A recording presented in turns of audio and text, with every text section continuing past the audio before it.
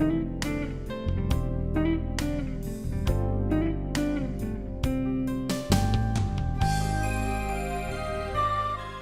really just would like to informally introduce to you, of course, our speaker for today, and John Tory, although he doesn't need much of an introduction. You know, successful in business, successful in politics, but that success probably is still to be determined, the rising star. But also, of course, very successful in the community. You know, the business pages, the front pages, they attest to the successes both politically and business, but the other things don't get on the pages. We know politically, of course, is our new leader of the Ontario PC party, and after many, many years in the Conservative Party, and now he's achieved the head and leadership of that. His business background, partner of one of the leading law firms here in Canada, and of course president of the cable company, Rogers Cable, largest cable company. So all that success speaks for itself. But you know, the success in the community, it is not on the front pages, and this success is really the unselfishness of individuals, because it doesn't get the front page. And I do know personally from personal experience John Tory's unselfishness in so many community events, JVS, but so many in the United Way and St. Mike's, two of the organizations I'm involved in. John Tory is always there. He's there not only in a leadership role, but he's always there in council, but he's always there for whatever you ask him to do. And there's a lot of things that go unspoken, and John has been a great success. So John, I think we're all going to be looking forward to hearing from you today, and I think this is to hear from you, and it's going to be great for JVS and great for us in the future. So John, if I ask you to come up and say a few words to the crowd. Thank you for those kind words of introduction. I'm very honored to have the opportunity to be here and say a few words to what I think has become a very important event on the calendar of Toronto. It's an event on the business calendar, it's an event on the sort of philanthropic calendar, but I think it's also an event on maybe taking our own temperature of how we're doing and addressing some of the really important challenges that I think have so much to do with our ability to achieve prosperity and fairness and opportunity for people, because that's what this organization is all about. It's also a wonderful opportunity for me because one of the things that's quite different about the roles that I've had the privilege of playing in the past, whether it's in business or in the legal profession or elsewhere, is that I'm now expected to stand up at just about any occasion and castigate the current government for all of its shortcomings. I don't have any difficulty doing that, but it does get tiresome, frankly, after a point in time where you're used to kind of making positive decisions and getting things done and so on as a CEO or as a partner in a law firm, and now my job is to sort of call into question the activities of others. So when I can come to an occasion like today and give a speech that's utterly, there's not a partisan word in it anywhere about anything, it really is just about building a stronger community and perhaps taking the people who are here in this room, who are pioneers and who are partners and people out trying to address some of these important issues, and multiplying our ranks many times over, because that really is the challenge at the end of the day, is to take JVS and the United Way and St. Mike's Hospital and 100 other organizations you could all mention that you're involved with, and multiply the number of partnerships many times over, because we're not nearly addressing all of the issues that need to be addressed, because we just don't have enough people to do it. So you are people that I want to just say a simple word of thanks to for the fact you are here. You are in the vanguard of this organization and propelling it to the great results we'll see honored today. And to go and get 5 more each would be a good start, and 5 more people each, that is, because I think then we could really make a difference. But I'll have more to say about that in the other room, as long as I strictly adhere to the time limits Ernie has given me both here and there. So therefore it's time to cease and wrap up this speech before Ernie gets a hook out. And thank you all for the contribution you make. Thank you all for coming, and thank you for inviting me to be a part of this this year. Thanks very much.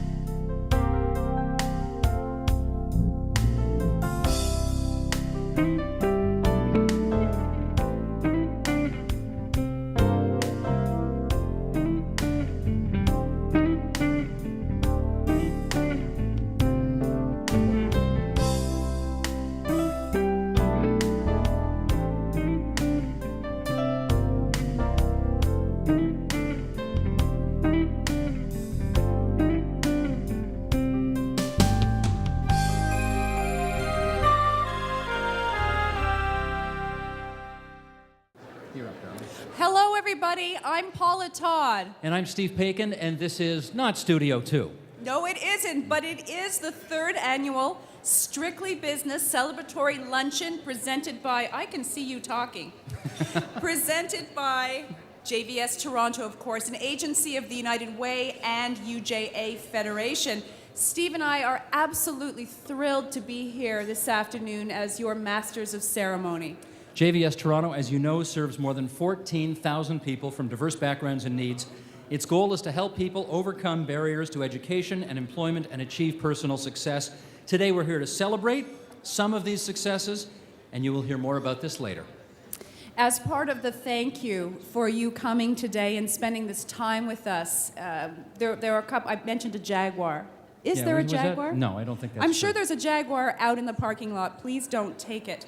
However, if you drop your business card, and if I had some light, I could tell you where, in the registration area, you might be one of the lucky people who wins a romantic dinner for 2 at this very hotel in the restaurant Epic, which has a great reputation. And we're also wondering if you wouldn't mind taking a moment sometime this afternoon to fill out the Let's Keep in Touch form on your table. Who knows what that could lead to? I can tell you, actually, because this is your first this year.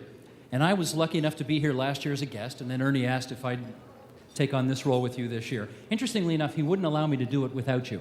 He said, we need you and Paula together. If it's just me, he's not interested. He's one of the smartest men I've ever met. Anyway, I did that last year. I dropped my Let's Keep in Touch thing. Somebody kept in touch, and they asked me to sign up as a mentor to a journalist who was here from Iceland, and we've kept in touch for the whole year. And she's got a couple of jobs, I think, in the interim. So it's yours. Not mine, thankfully, and not yours either. No, but somebody else's, and she's done a good job. That's fantastic. So fill out that form, and next, Anne, we would like to... Do I have to say something else, sir? No, you don't have to say anything, Okay. but I think I would like to introduce someone very special who...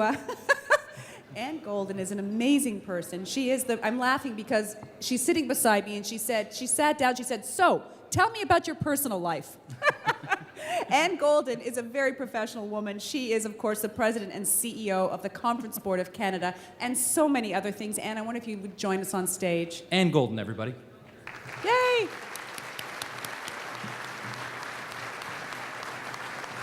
Thanks very much, guys. I am so pleased to be here to celebrate the achievements of a fabulous organization, its partners, and especially those individuals who have overcome remarkable challenges to achieve workplace success.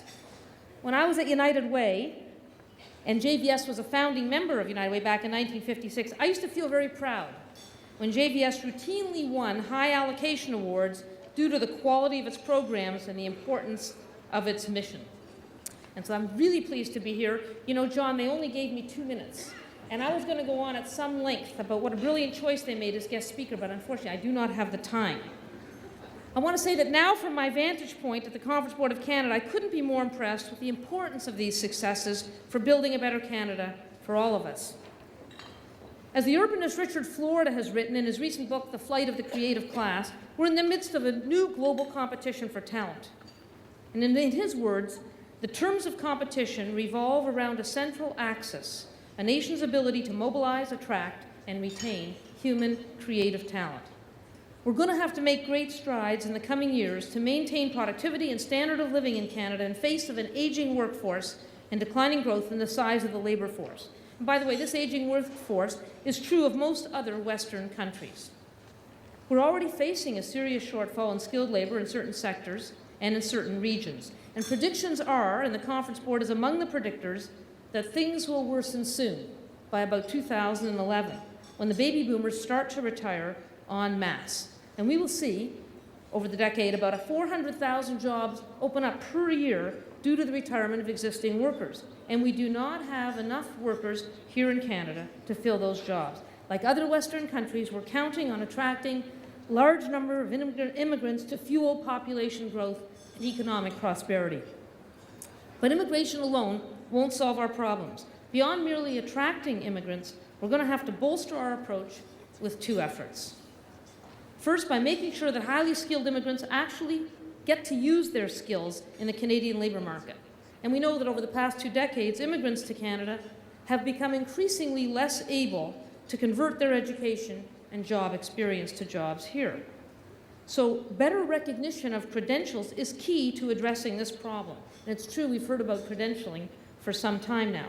And second, we have to find ways of training and bringing into the workforce as yet untapped pools of talent already present in the country. Aboriginal peoples, youth, disadvantaged persons, and older citizens. The important point is that JVS is on the front line in both of these challenges. In the last 3 feet, as we used to say at United Way, helping Canadians develop their skills and enter the workforce. So JVS benefits the lives of individuals and their families, but it also helps to build a more prosperous Canada.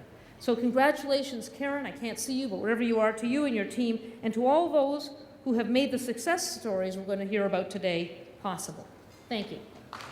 Okay, you all know Ratna Omidvar from the Maytree Foundation. She's the executive director there and so important in all of the work that we do here. Ladies and gentlemen, please welcome her, Ratna Omidvar. Thank you, Steve. Thank you, Paula. And of course, thank you, JVS, for inviting the Maytree Foundation to offer a few congratulatory comments to JVS. I have known Jewish Vocational Services for so many years. It was there when I came to Canada as an immigrant. It was there to help members of my family settle down, and it's still here today. And I think that is part of the secret of its success. It does a few things, it does them darn well. And focus is such an important business mantra, and it's wonderful to see JVS too follow this mantra of focus and delivery and doing what it does well and just continuing down that road. I want to take a few minutes to talk to you about the role Jewish Vocational Services has played in building a new movement in the city, a movement that Anne, I believe, started to allude to, the creation of a council of business, employers, community agencies, and leaders who've come together to create the Toronto Region Immigrant Employment Council. And when TRIAC was created, TRIAC is a adventure of the Maytree Foundation, so to say. We looked for business and community partners, and we did not have to search hard to find the right community partner in JVS. Because of its long-standing history of working with immigrants, it came on as a very natural partner in our mentoring relationship. And I am absolutely delighted, Steve, that you are a mentor. And I want to urge each and every one of you before the end of today to go onto a website, www.thementoringpartnership.com. Sign on as mentors. JVS will be proud to match you up with a skilled immigrant who needs very little from you. They need a few hours of your time. They need you to open their your calendar and your Blackberries and share the networks, because in the end, it's often not about what you know. Unfortunately, it's often more about who you know. So I'm delighted to be here, and I bring congratulations from the chairman of the foundation, Alan Broadbent, to you, and congratulations. I don't think I should tell you that Steve doesn't have a BlackBerry yet, but Working on that. there are, if you look around here, you've probably noticed a whole host of very famous people, dignitaries, the people who are running the government, which has not been so easy the last couple of weeks. We'd like to just introduce you, if you haven't yet had the opportunity to spot them in the crowd, to a couple of our distinguished guests. Indeed. So hold your applause to the end, everybody. Could we welcome, first and foremost, the honorary chair of today's events? There's William G. Davis down in the front here. Also, Mr. Just save it all up.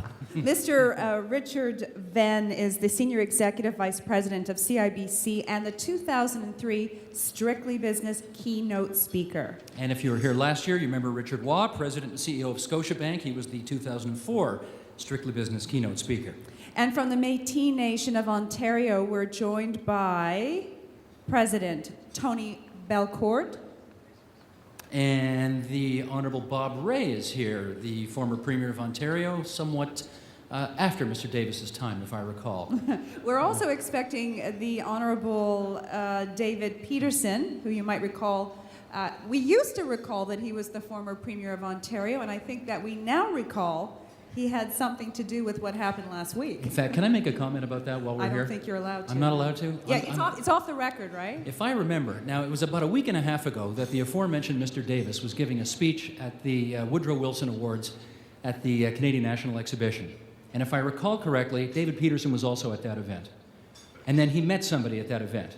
So you're trying to tell me that what David Peterson did with Belinda Stronach was actually Mr. Davis's idea. Well, Mr. Davis got it started. He gave the impassioned plea about national unity. Mr. Peterson picked up the baton after that.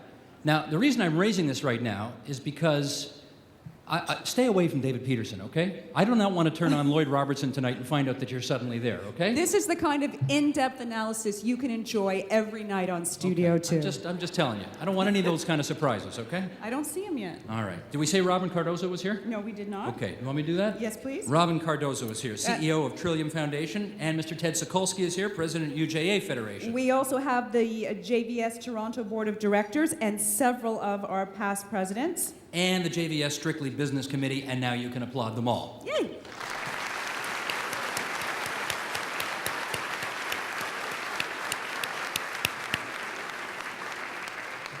Now, where's Leon? We need Leon up here right now. So we can eat lunch. Hey, Leon. Leon, the most as you know, anticipated speaker of the afternoon. Chairman of the Board of Directors. And the person who will allow us... They can't eat until you get up here, Leon. Let's go. Leon Kadish, everybody. Good afternoon, ladies and gentlemen. A warm welcome to you all, and thank you for your support for JVS Toronto's Strictly Business. Helping people succeed is the principle that has been at the core of JVS Toronto's mission since its inception in 1947. JVS Toronto has continually sought to make education and employment accessible to all by partnering with government, business, and the community to break down barriers and create opportunities. On behalf of the Board of Directors, thank you all for making this the third annual Strictly Business celebration an overwhelming success. We would also like to thank the Strictly Business Committee, our staff, and the extraordinary volunteers whose tireless efforts have brought us all here today. We will continue our program after the meal. Thank you and enjoy. We'd like to thank you so much once again for attending this afternoon. We are here, obviously, besides chatting with wonderful people and good friends. We're here to... And Maureen. Maureen? Maureen, right here. Maureen? Yeah. Maureen? How many times have we made you sign your name now? Maureen? We're here to celebrate the success of 3 individuals, 2 corporations, and 1 community partner with the 2005 Strictly Business Awards. Now, these individuals and businesses represent